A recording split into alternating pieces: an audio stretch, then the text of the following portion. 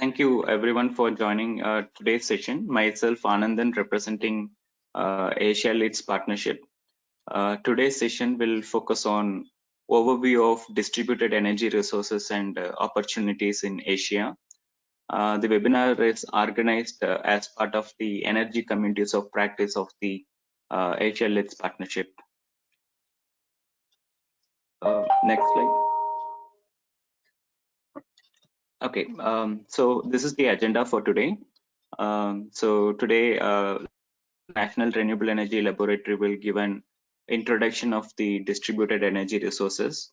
We have Dr. Fomin from Economic Research Institute for ASEAN and East Asia, who will share overview of distributed energy resources in the Asia region. Then this will be followed by a presentation by Naila from Institute of Policy Studies. She will present a DER experience and lessons from Pakistan. Then we will have a Q&A and discussion session towards the end. Next slide. Okay, so as informed, this session is organized as part of the Energy Communities of Practice of the Asia Leads Partnership. So this Asia Leads Partnership Communities of Practice is member driven. Based on members' need, this year the COP would focus on two primary topics. One is distributed energy resources and the other one on resilient energy systems and economic recovery. As you may know, COP brings about peer-to-peer learning on priority topics and aims to increase the capacity of participants. So participants from developing countries and its representatives also have the option to avail technical assistance on the focus priority topics and other energy related topics. Developing countries can write to Asia Leads Partnership Secretariat to know about the technical assistances. Under the committees of practice in the current year, it is planned to organize webinars, peer learning sessions, provide technical assistance, resource materials, etc. At present, the COP has 60 plus participants from around 11 countries. To get continuous update from the group, we request you to please join the communities of practice using the link given here. This slide will be shared with you. You can follow the link. Next slide. So before we move on, here are the quick housekeeping rules for today's session. Participants will be in mute for most part of the session. At the end of each presentation, we have 3 presentations today. At the end of each presentation, we will have a brief Q&A session. So during Q&A session, to enable us to unmute you, we request you to click raise the hand option. You can see it option number 2 that you see it in your screen. You need to click to that icon to enable us to unmute you. Also, we encourage you to type in your questions at any point of time. When doing so, kindly indicate who the question is directed to. And you see in the screen option 3, that's where you type in the questions. And option 1 is where you can unmute yourself. When we unmute you, you still have to unmute yourself to speak to us. And today's presentation is uploaded in the handout section. You can download it. Next slide.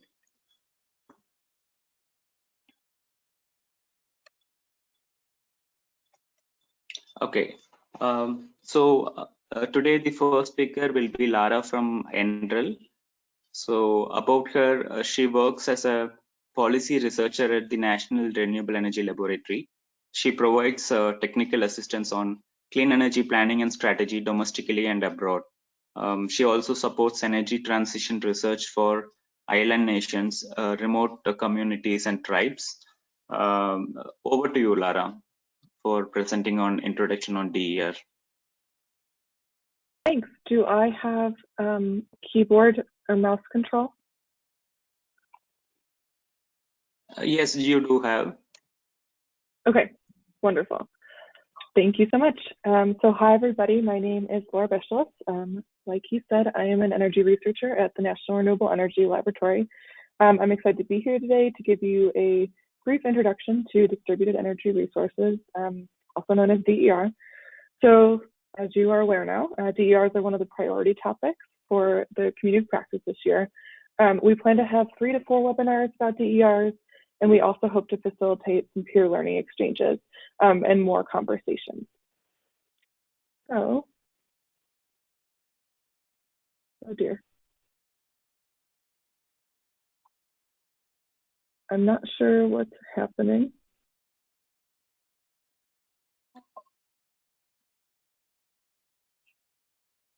Okay. Yeah, now, thank you.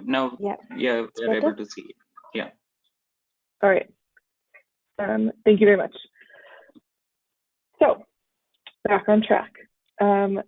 According to the Clean Power Hub, which hopefully you all checked out before this webinar, DERs are a growing class of technologies and practices that operate at the distribution network level and are typically, but not exclusively, implemented on the customer side of the meter. DERs are sited close to customers. They can provide some or all of customer power needs, and they can be used by the power system to either reduce demand or provide supply to meet energy, capacity, or ancillary service needs.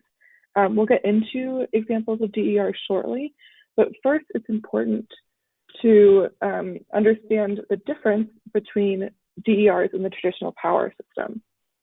So, as you probably figured, DERs are very different from the traditional power system. You can see in the top graphic, a traditional power system is a centralized structure. The customer is at the end of a unidirectional supply chain. DERs totally switch that up. The power flow becomes bidirectional. DERs feed into the energy grid. Generation technologies can be on both distribution and transmission networks. And then importantly, consumers can also be energy producers. That creates what we call a prosumer, a consumer and a producer in one entity. If I could get the next slide, please.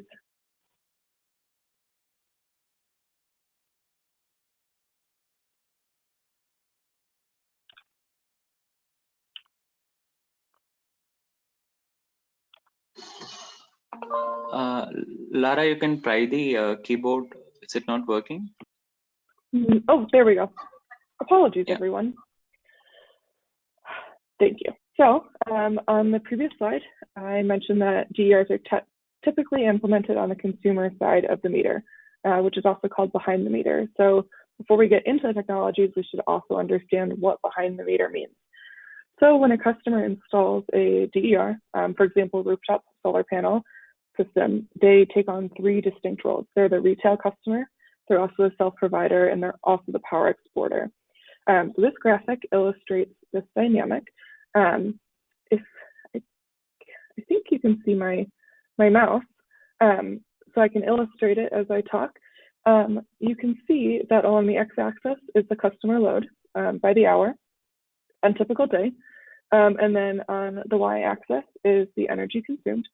So in the early hours of the morning, when it's still dark outside, somebody with a rooftop solar panel is not creating any power, so they are consuming electricity from the grid just like a regular retail customer, because they're not generating electricity. As the day goes on, sorry everyone, I'm getting used to this new system. Thank you. I will not click anymore. As the day goes on, their rooftop system starts to generate electricity, and they're consuming it on site. So that's the screen right here. But in the middle of the day, their solar panel is probably producing more than they can consume at home. So that's what happens here is the power export. So they're exporting power back into the grid. And then in the evening, once again, your solar panel isn't creating any more electricity. So the consumer consumes electricity from the grid, again, like a regular customer. So this is all important to understand because it has really important implications for customer economics, utilities, and other ratepayers. It also illustrates how DER is totally different from the traditional power system. And these are both issues that we'll get into in future webinars about DER.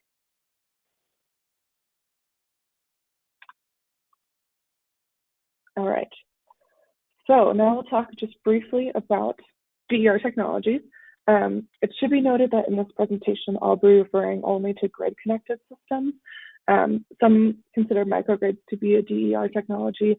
We're not going to get into DER because we are a grid, renewable energy community of practice. So you probably know a lot of these, but distributed PV is the fastest growing type of distributed energy resource, and that's due to falling prices, technological advances, and just favorable policies.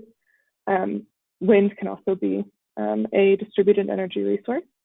Energy storage, also called battery storage, is growing really rapidly, and that's like DPV due to declining costs and technological improvements, and costs are expected to continue to drop. Combined heat and power, or CHP, also known as cogeneration, provides both electric power and heat from a single fuel source. Energy efficiency programs are considered DER because they can provide energy and demand savings, and they can also be used to displace generation from supply-side resources. Demand response is used by utilities or grid operators to balance supply and demand. So that's also considered a DER technology. And increasingly, we're seeing that there are opportunities for consumers to participate in DER programs, like time of use rates, variable peak pricing, and others. Electric vehicle charging can be a DER technology because charging can be responsive to price or to demand response signals, and then you can also charge electric vehicles when most beneficial to the grid, which we'll actually see later, just a little preview. And EVs can also serve as like backup power during an emergency situation. So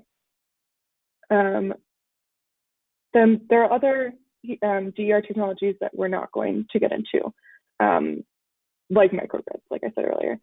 It's also important to understand the technologies that enable DER technologies. For example, advanced metering infrastructure, advanced distribution management systems, and distributed energy resource management systems, smart inverters. I won't be getting deeper into these technologies. It is not my area of expertise, and it's outside the scope of an introductory webinar.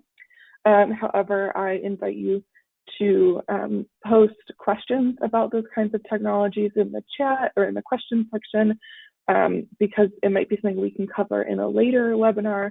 I'll make sure that those questions are covered by speakers in a later webinar, or on the Clean Power Hub forum, you can post questions and maybe your peers have some answers for you. As a note, DER is also sometimes referred to as DES. Mr. Fuhrman will be using the term DES in a little bit. I think I just screwed up a little bit. Thank you to Ickle for helping me with the tech. So yeah, thank you. We're on DER capabilities. Different DER technologies have different capabilities. So this table outlines different capabilities, and I have the link there, so you can follow it later and really dive in. But for example, you can see that battery storage has many capabilities, including voltage regulation and black start, whereas distributed solar doesn't have black start capacity. So it's important to understand these different capabilities so that if you have certain objectives, like you want black start, you can steer regulations and policies based on those objectives. There we go. So DERs have many potential benefits for the customer. Increasing DER adoption can reduce the need for investment in new generation, transmission, and distribution infrastructure. And this can help reduce capital and financing costs, and that may allow utilities to reduce electricity rates over the long term. DERs can improve reliability and resilience because you're getting multiple points of entry for electricity, and also your energy supply is more diverse. DERs can help expand electricity access by increasing generation to meet growing demand. And then emissions reductions are possible if DER technology is renewable. A little caveat for this is diesel generators are technically considered a distributed energy resource, but obviously the use of a diesel generator does not lead to emissions reductions, and we're not going to talk about diesel generators. We're a grid renewable energy community practice. So then I'll talk about potential benefits of DER for the consumer, for the grid. And like I mentioned before, increased DER adoption can reduce the need for investment in new infrastructure. So that's beneficial for the grid. DERs can help manage supply and demand through various methods. So, for example, a study found that introducing a hybrid PV and energy battery system to Mongolian gers would help reduce the grid's peak load. That is a picture of a Mongolian ger. I can provide a link to that study. It's really interesting. DERs can add flexibility to the grid. We'll discuss that in the next slide. And DERs can also, like I said earlier, help increase the resilience of the electricity system. Distributed photovoltaics can supply electricity during grid outages, and that's especially true if you couple DPV with energy storage. And then finally, there is potential for ancillary services to provide revenues for a utility. That markets for these ancillary services haven't really emerged in most countries, but it could be on the horizon. Now we'll talk about flexibility for load management. So DERs can really help provide flexibility in the grid. So you can reduce ramps, reduce curtailment, and also increase the value of renewable energy in the system. So a typical energy load can be shifted or flattened. And this example shows how on an average day, demand flexibility flattens the net load curve and reduces the peak load. So you can see that these blue dashes, that's a typical load curve for your typical duck curve. And then the green dots is a more flattened demand curve. And we've gotten there by shifting the demand to different hours of the day through DER. So for example, shifting electric vehicle charging from the evening to more midday has a pretty big impact on the grid. You're shifting the demand and flattening out the curve. And then despite all these benefits, it should be understood that there are some considerations for adding DER to a system. DERs can be disruptive. You are changing power flows. There's variability. It can complicate procurement and dispatch of other generators. And these can all be addressed with careful planning, as well as using multiple resources. And then there's also potential to have a financial impact on utilities. The sale of power may decline while costs associated with distribution and transmission continue.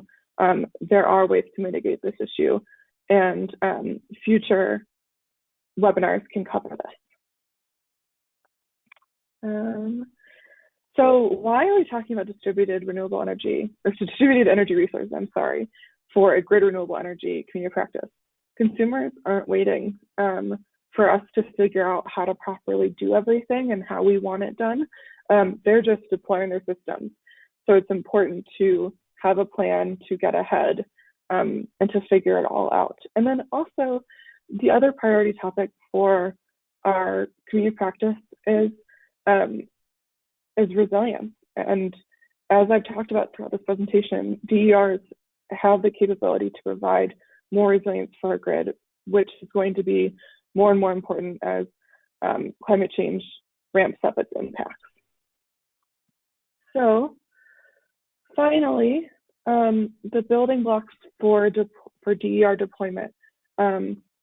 This is just to give you an overview of the whole picture of DER. So the first building block is vision, goals, and roles. Policymakers, regulators, utilities, and other relevant energy stakeholders need to consider what the role of DER will be in their region and which institution will be responsible for specific activities. The second building block is defining what DER is in your specific context. And then after that, creating compensation mechanisms. is important. So a compensation mechanism is something we will get into in depth in a DER or in a webinar, I believe this spring, early spring. But a compensation mechanism has three main components: a metering and billing arrangement, a sell rate, and a retail rate. That's really important. And then all of this feeds into interconnection processes, standards, and codes that dictate how a DER system can be connected safely, reliably, and quickly to the grid. And then building block number 5 is public policy support.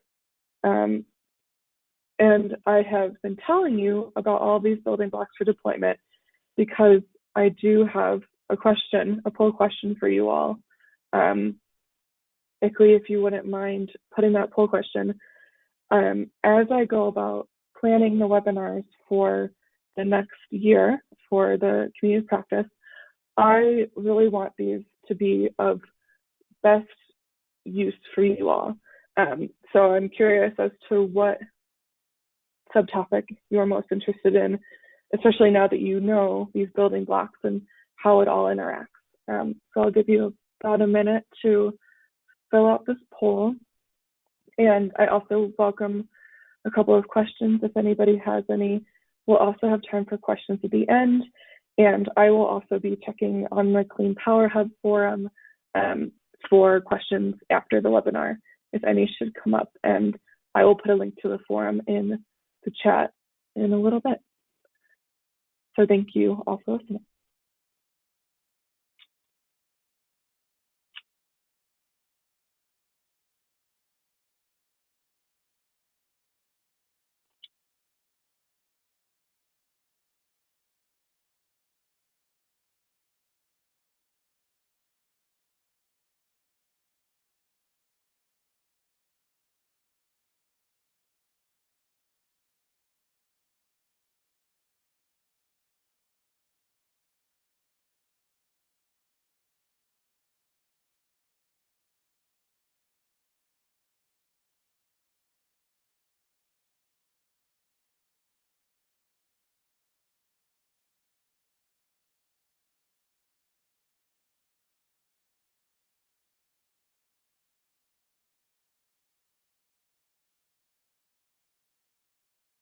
Again, I can answer any questions or we can pass them off to the end. But thanks again, and thanks for filling out the poll, everyone. Thank you, Lara. If any of the participants have any questions, you can please click the raise the hand icon, or you can send the questions in the chat box. If there are no pressing questions at this point, maybe then we will move on to the next presentation. Okay.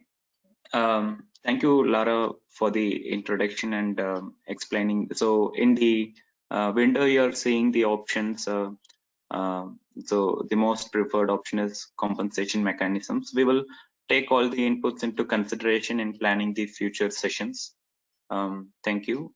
You can move on to the slides, Pradeepa.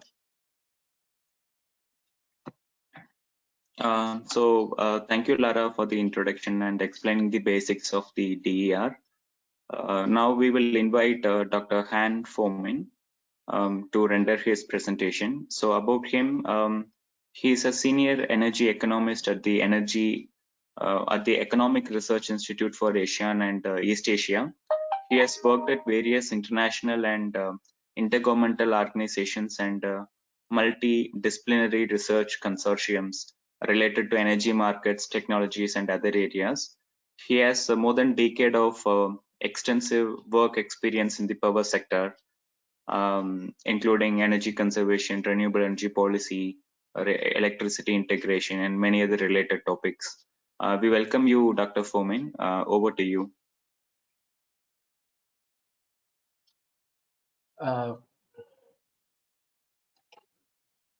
Thank you so much. By the way, I just would like to take this opportunity to thank the Asia-led partnership and the led global partnership for the opportunity that you invite me to join this important webinar. Again, very good morning for those who participate from Asia, and good evening for those who participate from the USA. I think without further ado, bear with me my presentation. I think Laura has provided very good overview what is the distributed energy resources, where my term here is the distributed energy system. I think it's very similar to some extent, but I will show you how this term come into mind and how these economic research institute for ASEAN and East Asia come up and quantify the potential growing capacity of the distributed energy system, as well as the related investment in this sector in ASEAN, as instructed by the high level of energy minister meeting in East Asia. How do the next slide, please? Yes, the next slide. So in my presentation, here I will provide overview why this study is important, and we quantify the capacity of the distributed energy resources or system in the ASEAN context. And I think it's a few years ago I conducted this study for ASEAN as a group, and also we look into specific countries like Thailand, Malaysia, Indonesia, and Philippines. And we hope that we're able to conduct further for countries like Cambodia, Laos, Myanmar, and others. And what actually this study will be very important for the policymaker in the region. I will provide detail in my presentation. Next, please. I cannot move. I'll move the slides for you. Yeah, yeah, please. Yeah.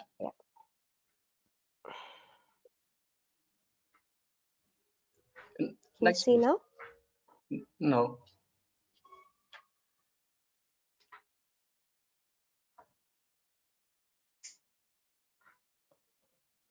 Just a second.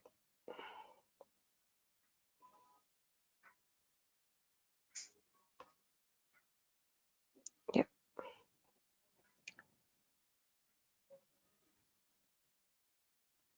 Okay. So the slides are up. Yeah. Yes, right. Okay. At the 9th East Asia Summit, the East Asia Energy Minister meeting also instruct the important. I'm sorry, something just appeared on my screen. Okay. Thank you. The high level of East Asia Summit Energy Minister meeting welcomed the study of distributed energy system in the region. So by that time, I led the team, an expert in Asia, to conduct this study and to quantify the potential investment in the region.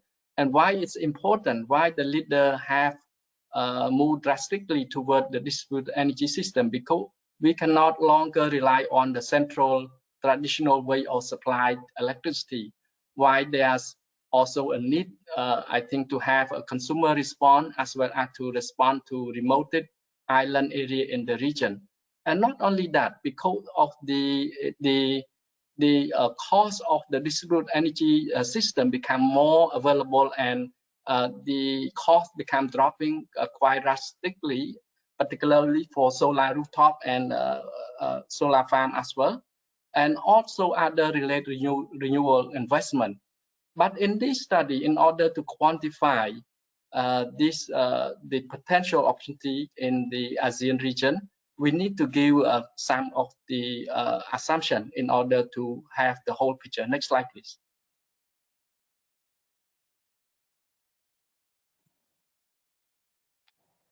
Next slide, please.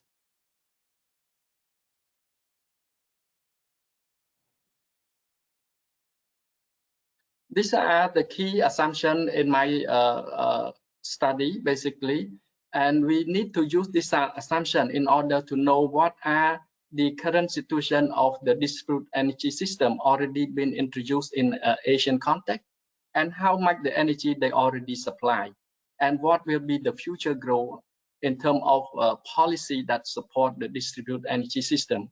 And I think in ASEAN context, countries are vary in terms of the development of the power system and infrastructure development in terms of grid and distribution system. The reason that I also choosing Thai for particular example here, because Thai context is quite developed in terms of infrastructure development.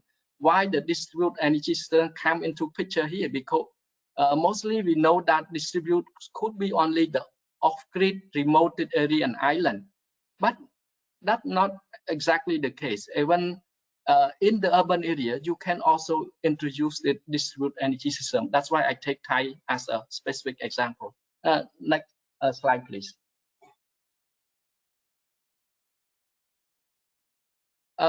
Based on this, the assumption by Economic Research Institute, myself, we have quantified all the 10 countries of ASEAN. So in the BAU case, business as usual, particularly this for only off-grid distributed energy system for renewable energy. So solar, wind, and biomass in the BAU grow from 27,000 gigawatt hour to in the base year 2016 to more than 44,000 gigawatt hour in the alternative policy scenario. So in the APS scenario, it depends on the policy. If the government want to accelerate further, this could grow further. In terms of hydro, you will see that the growing in the APS scenario from the BAU just a small amount, because hydro has been fully utilized in the ASEAN regions, as well as the geothermal as well. Next, please. With that capacity in the BAU and APS, I also calculate the potential investment related with this APS scenario. So you see that the total investment from BAU to APS will change from 34 billion US dollar investment. This is just for off-grid renewable distributed energy resources. And in the APS, it can grow to 56 billion US dollar in ASEAN context. In that, you will see that the growth of solar farm, solar PV, geothermal are expected to be the fast growing in this assumption. Next, please. I think coming to Thai context, you can understand clearly that how Thai promote the distributed energy system. To understand that the Thailand is like many other country in ASEAN, that the electricity system is a single buyer system. They have a wholesale market which is regulated by the government and distribute the electricity, transmit those electricity, but the provincial and the municipal have the obligation to transmit, to distribute those electricity to end user. So the Electricity Generating Authority of Thailand, called EGAT, that is very important, such as the power system operator. I think they also not only power system operator, they also control power system in the power plant. Majority of those power plant is owned by EGAT. Only small amount are given to the IPPP in the form of the very small power producer in Thailand. So I think mainly they still control vertically electricity system in Thailand in that case. But in case of Thailand, even though the transmission system are cover almost 99% to the residential area, but the distributed energy system combine both on-grid and off-grid has very potential growth in Thailand context. Next, please. This is the map of the distribution network in Thailand, that you see that they cover almost 100% in Thailand, except for remote area and islands that rely on these independent system provided by the independent power system. Next, please. This is a general picture of how the Thailand current and future power mix. I think I will not go detail as the slide already given to you in advance. Next, please. This is the same. I think, yeah, hold on this slide because it's important that you see that most of these distributed energy resource in this context will come from very small power producer and cell generation. And this is the potential distributed energy system in Thailand.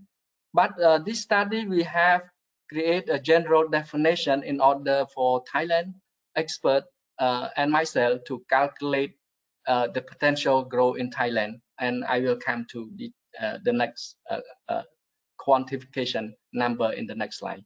Next slide, please.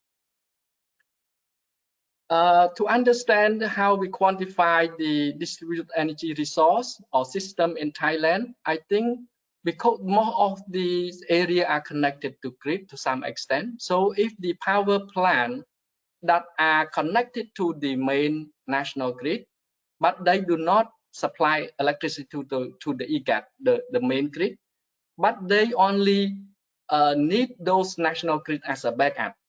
This will be considered as the off-grid power plant or power system. To some extent, is the on-grid distributed energy system. And another type, whether the power system that are connected to the provincial or metropolitan electricity authority, and where these systems are not are not connected to the main national grid, but they remain as independent power distribution system. This also considered as the off-grid in Thailand. So with this, I think we're able to quantify the current system of the distributed energy system in Thailand. I think with this concept in mind, we're able to quantify that around 940 megawatt, which is equal to 2% of the total Thailand installed capacity, are come from the off-grid energy resources. And the total, the capacity is represent around 40% of the Thailand installed capacity. And in terms of the on-grid capacity, that is around 6,500 megawatt hour installed capacity. And out of that, we further quantify that the desk that is come from the renewable actually very high. Is the renewable desk installed capacity is represent around 6,500 megawatt. I think it's quite large in terms of how desk come from renewable currently in Thailand and play significant role to support the electricity, whether it a remote island or it in the urban city itself. So in this case, I think the only a small amount of the capacity. Next slide, please. Only small amount, around 55 megawatt, are used in remote residential area. The most of these 807 megawatt are used in the industrial area for the off-grid distributed energy resources in Thailand. I think this, next slide, please. With this, we also take into account what are the current policy in Thailand to promote this.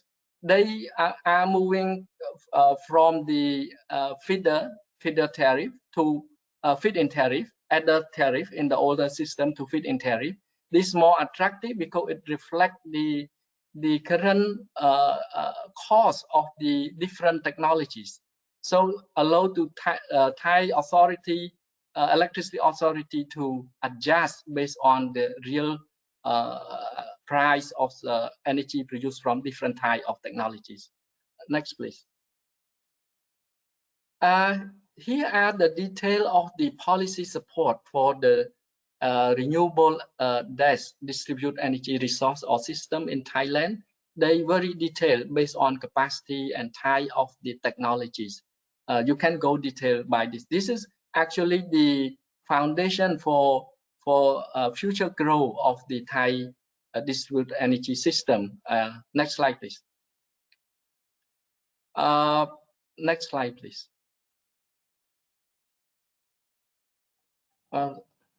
Sorry, earlier one. Yeah.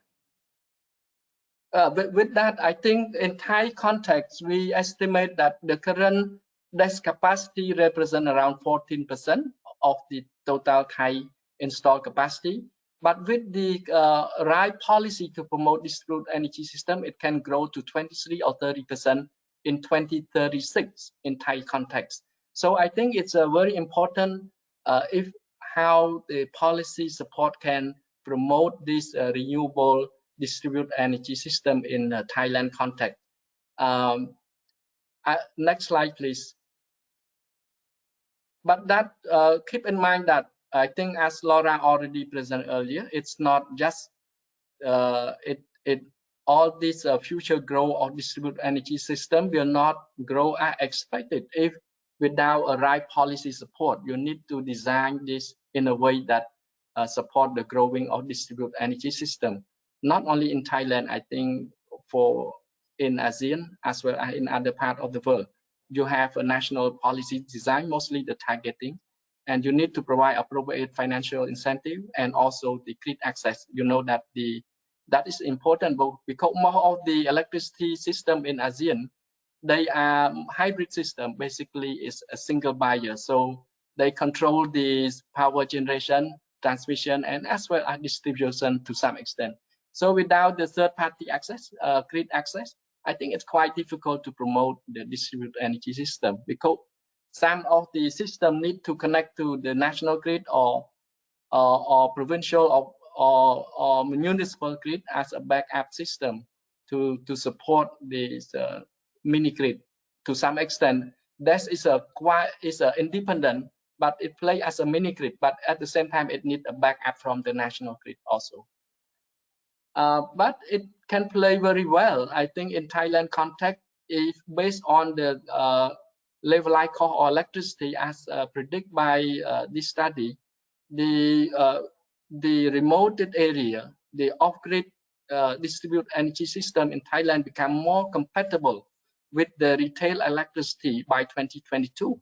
So I think this is a very good news that if that is the case, it means the electricity produced from the distributed energy system become cheaper than the retail price of electricity provided by the EGAT and provincial authority or municipal electricity authority. That will be a very, very good news. I think the distributed energy system could be a smart mini grid in the future. I think it's by concept it's a smart mini grid, but you need in that case you need behind the meter to some extent a battery storage to back up to some extent. That will actually support the future smart grid to penetrate more renewable into the Thai grid as well as ASEAN grid. So I think promoting the distributed energy system will decarbonize the ASEAN grid. So this has very important role for ASEAN energy system as a whole. With that, I think I want to conclude my presentation and will take up some questions. Thank you. This my back to you. Thank you so much, Fomin. If participants have any questions, they can ask now or later. If you have any questions to Dr. Fomin, you can click raise the hand icon now, or you can always send the questions in chat box. We do have, I think, 2 questions in the chat box. The first is, I apologize. Did I understand correctly that the term off-grid in Thailand applies to systems that may still be connected to the distribution grid. Could you repeat the question? Somehow it moved on my side. I don't know why. Oh, sure. Yeah. Okay. So the question is, did I understand correctly that the term off-grid in Thailand applies to systems that may still be connected to the distribution grid? Yeah, thank you. So, can I respond now? Yeah. Yes. Okay. I think in Thailand context, as we said, we quantify both on-grid and off-grid. But in Thailand context, the term off-grid is the independent power system, which is run as, to simplify, run as a microgrid, but they connect to the grid, national grid, on not to provide electricity, but as a backup only. So by definition, also we consider as off-grid because they don't supply electricity to the national grid. That for Thai system that we agree, because most of the national grid have extended throughout the country. So in that case, country definition has to be formed in order to quantify, so that Thailand want to know exactly what the potential growth of this. And another, they consider also as off-grid if the power system which is connect to the provincial and the municipal authority distribution network. That network is not connected to the national grid. So they run as a microgrid to some extent. So these also considered as off-grid, that in Thai context. Yeah. I hope I clarified that point. I think you can also look in the detailed report and the area website for this book that we already published, I think 3 years ago. Yeah, thank you. Thanks. Graham, you have had your hand raised for a while. I'm sorry I didn't see it earlier. Okay, you're unmuted, Graham. You can ask the questions if you have any further. Thank you. Mr. Freeman, thank you very much. I was the one who asked the question about the definition of off-grid, because I'm still trying to understand if you are a residential or a small commercial entity, and you have, say, a rooftop solar or even a small solar array next to your building or your maybe even an industrial facility, and that connects to the distribution grid. Is that still covered under this scheme, or because it's not your definition of a microgrid? It's not for storage. It's for contributing to the distribution grid. Yeah. Thank you so much. I think for raising this question. I think this is what we encounter during the study. Those I provide a general assumption for quantify the whole ASEAN, but in practice, when we go down to each of the country, I think we encounter how to really conceptualize the distribute energy resources by country. So we allow this flexibility, but in Thailand context, as you mentioned, if suppose most in Thailand, suppose like economic zone, they run for industrial use. We consider only that industrial zone as the off-grid, even though they connect to national grid. But the purpose of connection to national grid only the backup when they need the backup system, because they don't have a battery storage. That can be quantified in our definition as the off-grid in Thai context. Because they are not supplying the electricity from the economic zone to the national grid. They are not supplying. They connecting. They are not selling. So they are not selling and receiving the feed-in tariff. You're right. Okay. But what about residential customers? I mean, who does the feed-in tariff apply to? The feed-in tariff is provided by the I think the high level is policies that Thailand Energy Commission that provide to the generation for let's say the generation that supply in the independent distribution network for let's say for 1,000 households. Then the tariff can be set because they will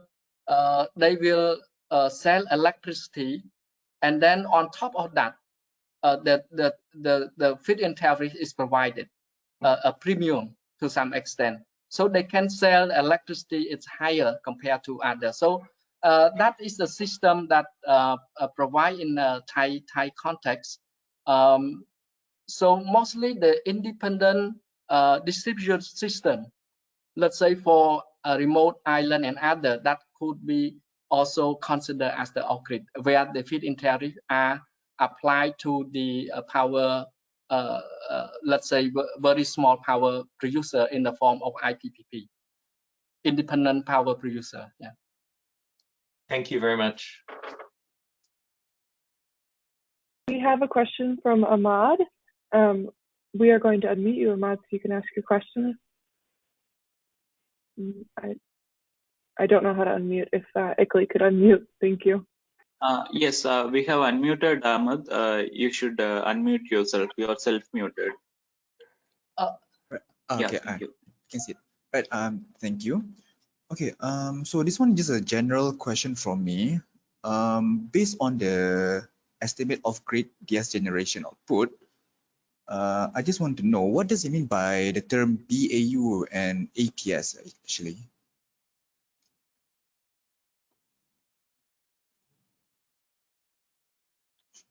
That myself or to Laura?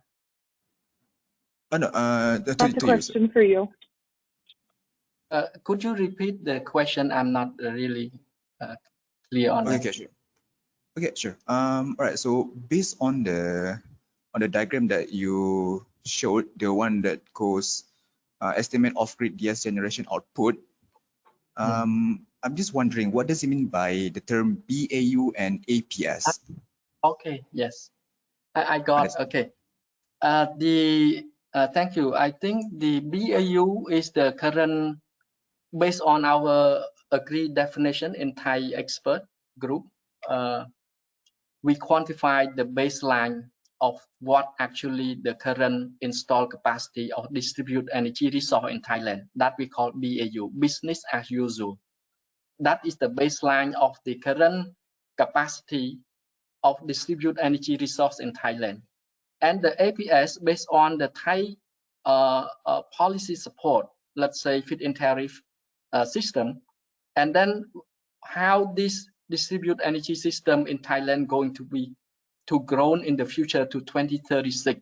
So with that, we quantify from the changes from BAU to APS, and also we quantify the investment associated with this kind of technologies in the futures.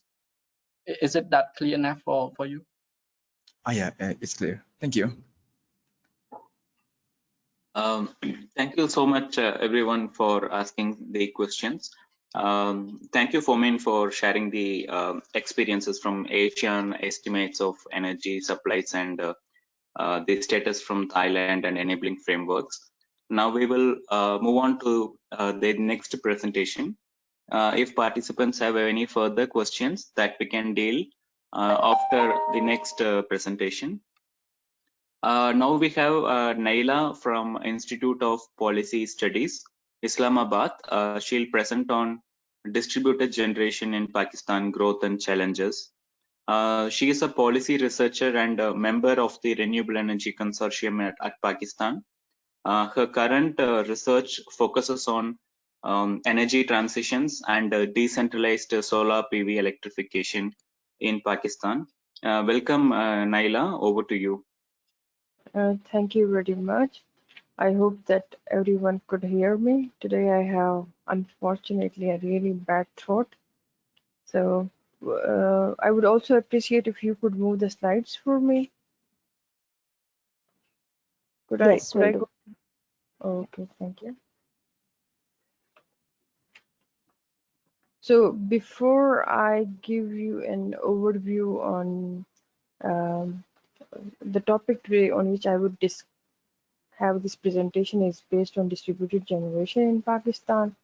But before it, I think it is important to give you some context that Pakistan is currently the fourth largest access deficit country, which means 61 million people in the country still have no access to the grid, and the remainder have unreliable access to power supply. And this energy access gap has already instilled a large scale momentum toward decentralized energy backup systems but because of the high upfront cost of solar PV and wind, uh, this reliance is more skewed toward diesel and gas generators and UPS and other DC appliances. So in 2015, the net metering regulations were introduced, and the objective at that time was to promote distributed power generation from indigenous renewable energy resources. And the two eligible technologies for net metering are solar and wind. The regulations applied to all category type of consumers, which included residential sector, commercial sector, industrial and agricultural sector. And the applicable tariff currently in Pakistan is something close to 8 US cents. This is in Pakistan based on the time of use, the tariff differs. So if someone is using electricity in the peak hours, they are charged a relatively higher tariff, which is 12 US cents. And in the off-peak hours, it is 8 US cents. So for net metering, all the units that are exported to the grid are accredited at the off-peak retail tariff. And then once a license is issued to the distributed generator, she automatically enters a 7-year agreement with their respective utility. Could you please change? Yeah. It was also important to give you some context on how the application are accessed in Pakistan, because later on we will see that getting the connection is one of the key challenge currently. So the distribution sector in Pakistan is divided into 11 companies. We call it discos in Pakistan. And as of the regulator, which is called NEPRA in Pakistan, National Electric Power Regulatory Authority. So the ultimate authority who issues the license is NEPRA, but when you have to apply, you have first to apply to your utility. And once an applicant submits an application, it is the utility reviews it. They prepare a technical report on it, and then they forward the application to the regulator, and then the regulator issues the license to the applicant. And this entire process takes around, under the regulations, the time frame for it has been stated 45 days. Next slide, please. This is a simplistic illustration just to show that solar PV has reached grid parity in Pakistan. And as you could see here, as earlier I said, the off-peak retail tariff in Pakistan is 8 US cents. The peak retail tariff is something like close to 12 US cents. And the per kilowatt hour unit cost of solar PV is something close to 4 US cents. So solar PV is now 1/3 the cost of peak retail tariff and half the cost of off-peak retail tariff. So yeah, next slide, please. So now here, I don't know if you could see the two graphs. Could we zoom this screen?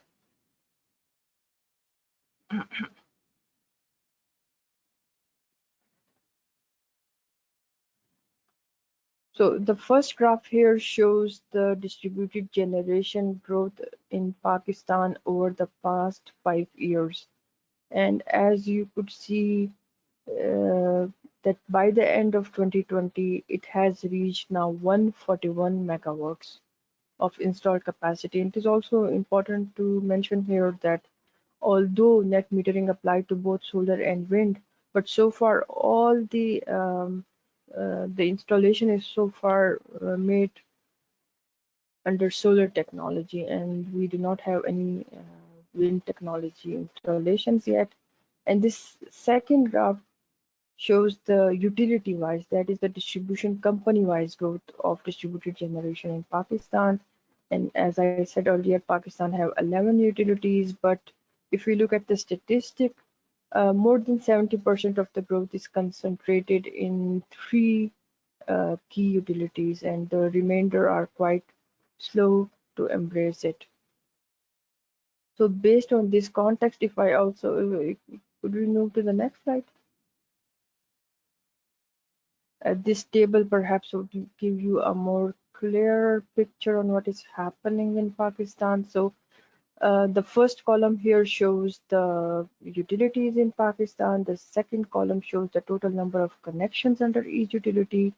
The last column shows the number of licenses that have been issued to the distributed generator. So by the end of 2020, around 8,000 licenses have been issued so far. But again, as I said earlier, there is a geographic uneven growth across the utilities, and so based on these two, you can say problem statement areas, where on one hand the overall growth is quite very slow, despite the fact that solar has become one of the most cost-efficient technology in Pakistan.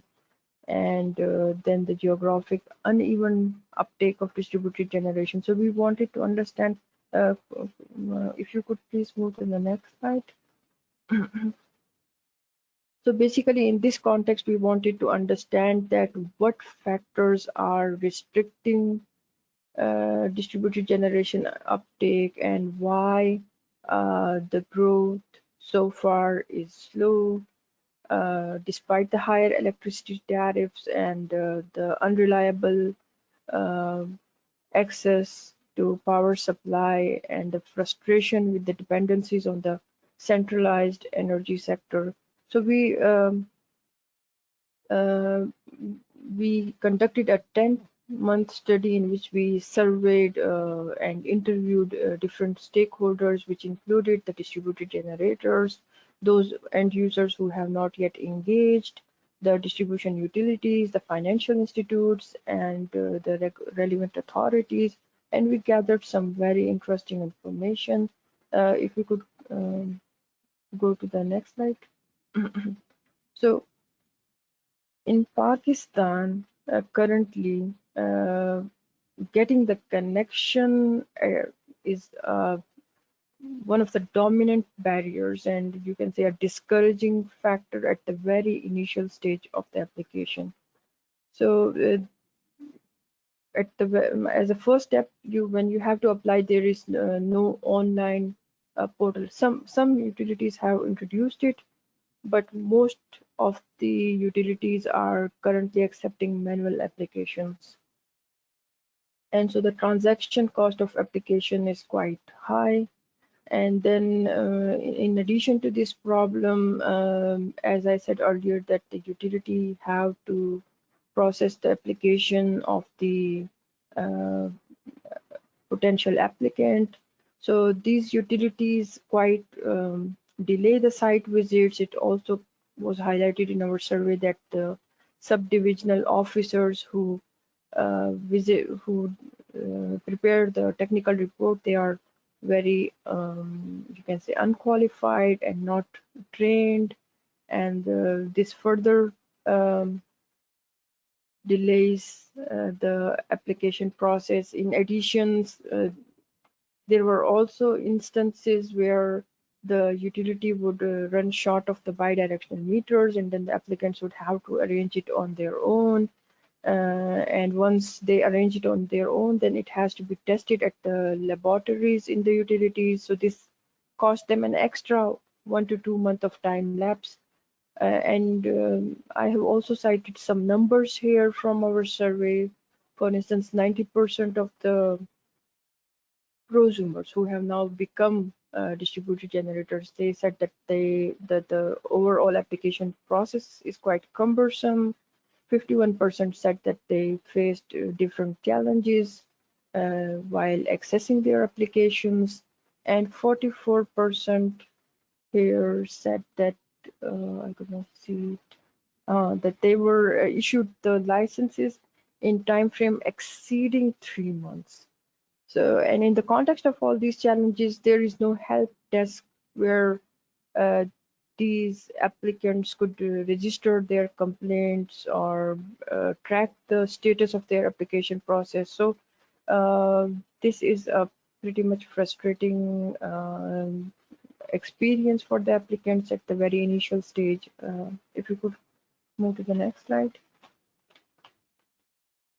Then since we know that finance remains one of the critical component for technology, supporting technologies such as solar PV and wind due to their high initial capital cost, the Central Bank of Pakistan, which is called State Bank, has announced a scheme to support renewable energy uptake in Pakistan. And this scheme advances loans at very easy terms and low interest rate, but it is a bit tricky to understand how it works. So as a first step, a commercial bank has to adopt this scheme. And once they adopt the scheme, they will advance the loan to the applicant under the scheme, and then they will apply for refinance to the State Bank of Pakistan. So again, the entire process for applying for refinance is again manual, and so it came into our knowledge that particularly in the case of smaller technologies, the transaction cost of this refinance is high, and so far currently only 5 to 6 commercial banks have adopted this scheme, and even those who have adopted, they are like they are not interested in advancing loans to smaller systems. And also currently because in Pakistan most people are moving toward distributed generation because of load shedding, and they are installing their systems supported by batteries. These loans do not apply to the batteries. And if you look at this graph, this is the this shows the mode of finance of distributed generation in Pakistan, and as you could see, 83% said that they installed their systems on self-finance, and out of the 14% who took loans or who borrowed money, only 3% borrowed money from the banks. The remainder borrowed money from their personal connections. So because of this, currently in Pakistan, you can say the distributed generation uptake is skewed toward the resourceful sections of society. If you could go to next slide. And in addition to this problem, another, as we know, utilities globally are quite hesitant to adopt or promote distributed generation. So based on our interactions with DISCOs, we also wanted to understand the challenges or actual perceived risks faced by utilities in Pakistan, and it was highlighted that losing bulk customers and potential revenue losses is currently a key concern in majority utilities. Further, the technical concerns and integration challenges over time were also cited. Key concern: the utilities fear that potential uptake of distributed generation could not be supported by the existing grid, and so it might cause stability challenges. Then the administrative burden of processing applications and the accompanied transaction cost was highlighted. Another key concern, majority disclose, especially the one who have not yet embraced distributed generation, also said that because of lack, that they do not currently have the human resource who could effectively handle net metering. Then there is this surplus energy dilemma, and this is also a bit tricky to explain.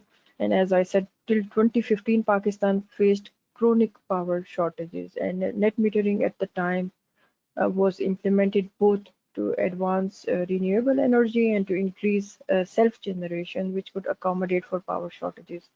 However, recently, under the China-Pakistan Economic Corridor, the generation over the past 5 years has increased substantially. Around 15 gigawatts of installed capacity has been undertaken since 2015 onwards.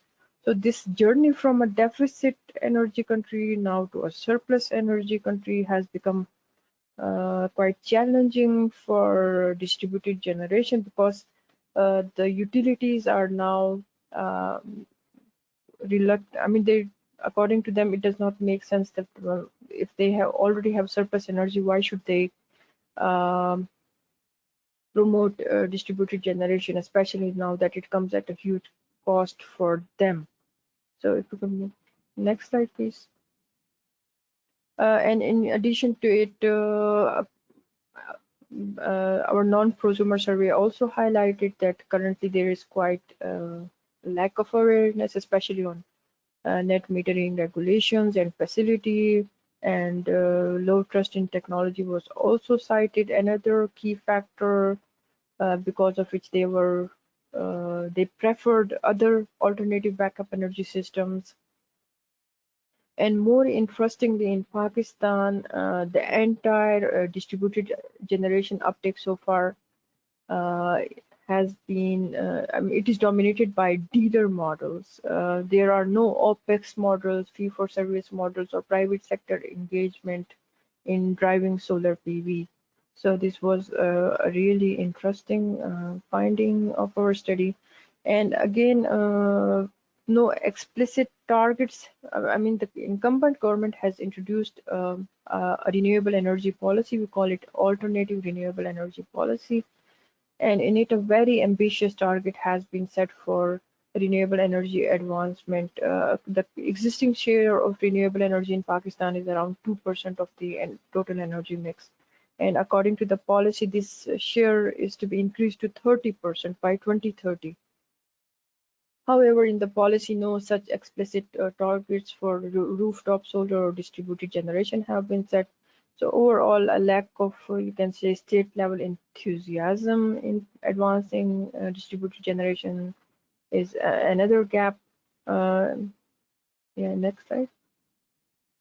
So to conclude, despite huge potential for solar PV, and despite the fact that solar PV is one of the most cost efficient technology in Pakistan, and that there are already strong demand forces for decentralized energy system in the background, the growth is quite slow, and it is slow because of the absence of an enabling environment.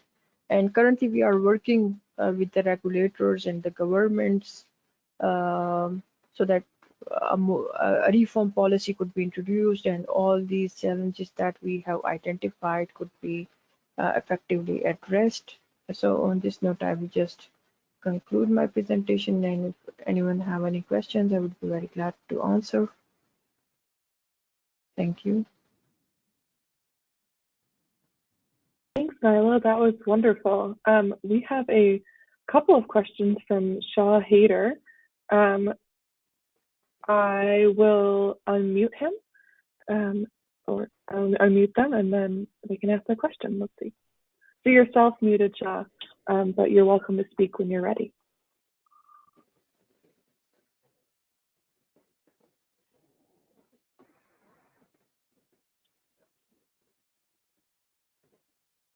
Hello, Mr. Shah Haider. You can speak to us. Yeah. Good morning. If wind-based electricity is not under net metering, then are they under PPA? If not, then how their tariff is finalized? That's my first question. I see. So under the net metering regulations, no, as I said, a tariff has been set at the off-peak rate, so it does not come under PPA. A specific tariff has been set under the regulations. Gotcha. Thank you. My next question is, in case of batteries for storage, are they lithium-ion batteries? If yes, then do you have any fire accident case or with the lithium-ion batteries? I see. Well, this was one of the component that we missed in our survey. So right now, we only know that so far, 44% of the distributed generators have some kind of backup energy system, but we do not know what type of battery systems they have. We do not have any information on it. Yeah, thank you. Next is that what are the grid integration challenges you have faced? And are grid in Pakistan smart grid? And next is what about frequency fluctuation? How it is addressed? I see. Well, so currently, as I showed in the data, that the level of distributed generation, or so far the installed capacity, is so minimal that it came into our knowledge that so far no utilities has faced any kind of integration challenges. This is only a potential threat that they think would become a challenge over time with the increase in the uptake of distributed generation. Oh, thank you, ma'am. Yeah, that's all from me. Thank you. Thank you, Shah. I appreciate your questions. I have a question for both Fumin and Nyla. What do you see as key steps that countries can take to promote distributed energy resources? I see. So as a first step, I think it is very important that an online application portal is introduced. The applicants should be provided a very simple procedure for application. Secondly, the awareness currently is very low, so some awareness programs needs to be introduced. Then the inertia at the level of utilities is a key impediment at this stage. So there is some kind of, I mean, the regulator needs to look into this aspect too, and try to come up with some kind of arrangement with the utilities to overcome this inertia at their end. And finally, I think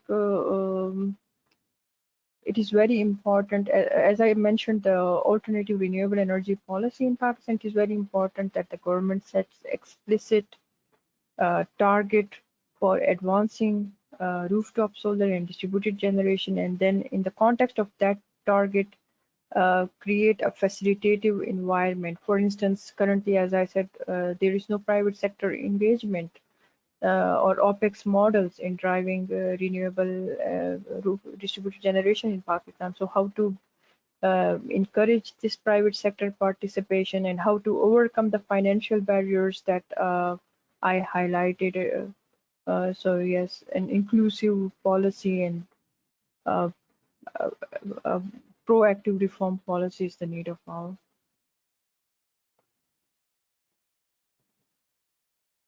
Thank you, Nyla. Fumin, do you have anything you'd like to add? Yes, thank you so much, Laura. Thank also Stanley for providing already a very comprehensive answer to this. I think the more important policies, I think it's important to support renewable in general, But I think to understand that the upscale of distributed energy system in ASEAN context, it will take time, because why? If the current level, let's say the distributed energy system, electricity provided by DES or DER, still expensive than the national grid system. So to say that only when the cost, I think the model cost of solar and other and system cost of solar system can drop further to below, to say 0.5 cent per kilowatt hour, and with battery storage dropping down also, I think in that case the electricity provided by the distributed energy resource could be cheaper than by electricity provided by the national system of the national grid. So in that case, I think first, cost is important, and second is the right policy to support the uptaking of this renewable distributed energy system. And each of the ASEAN countries already have the policy of feed-in tariff to some extent, because of the system cost remain expensive. But I think in the future, not only the remote island or mountainous area, but the off-grid, the concept is very important for ASEAN and East Asia, because it provides energy security. Because given the current national system, if something go wrong with the central planning, it can provide blackout and disrupted production process. So this, I think the distributed energy system become more resilient even in the urban city, especially for economic zone. By understand that, I think I'm impressed with Pakistan case when I heard they introduced a net metering, because this is a very high level. When you introduce net metering, it give very high pressure for the system operation in terms of how you balance the grid system. In that case, more ASEAN need to modernize the grid system first. I think because when both electricity can flow both ways, it gave high challenges. In ASEAN context, we do not have this yet in terms of net metering, but it's coming. In that case, if the net metering can come in place and smart grid can be introduced, I think the uptake of the distributed energy system, it get more and more into the system in ASEAN context. Laura, back to you.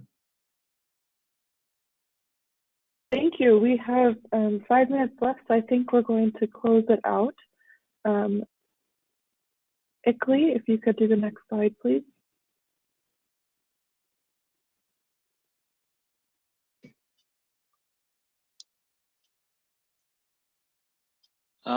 Sure. Thank you so much, Lara. Pratibha, next slide, please.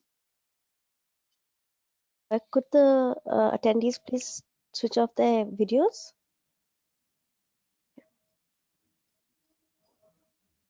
Thank you. Yeah. So we have come to the close of the session for now, considering the time constraint. We will take further discussions post this webinar. Thank you, panelists. Thank you, Lara. We encourage participants to share the learning from the session to the peers. Also, talk about the, so before joining the session, we shared link for the Clean Power Hub forum. We will also post that in the chat box. We can continue the conversation in the Clean Power Hub platform. So the link, you can access it from the chat box. We can continue conversation even after this webinar, and you will also find many interesting resources, tools. You will also get opportunity to get technical assistance from experts. All of that is available through that platform. We can continue the engagement there. And about the upcoming plans, a session on resilient energy systems and economic recovery is planned in the month of March as part of the communities of practice. And the second session on distributed DER webinar, that will tentatively focus on incentivizing DER again in the month of March. And all the inputs that you gave today will also be duly considered. So there is a survey at the end of the webinar. Please take a couple of minutes to provide your feedback. And to developing countries and the folks who are working for government, if you need any technical assistance, you can please write to ALP Secretariat. The email address is given in the next slide. We thank the speakers immensely for their insightful presentations. Thank you so much, Lara, Fomin, and Naila. Also, we thank the participants for the support. Have a good rest of the day. Thank you all. Thank you.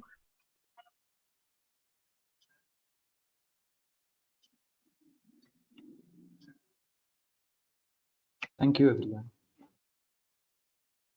Thank you.